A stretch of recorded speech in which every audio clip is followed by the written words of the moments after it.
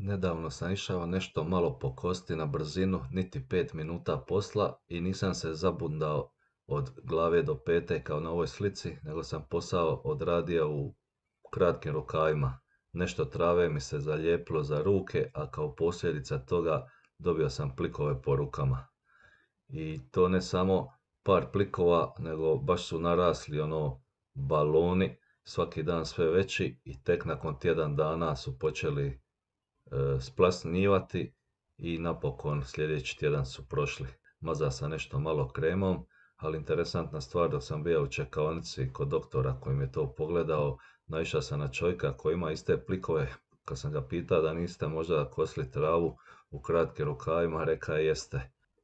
Iz toga preporuka je dobro se obući, možda se i oznojiti, ali sačuvati sebe od ovakvih nepotrebnih komplikacija.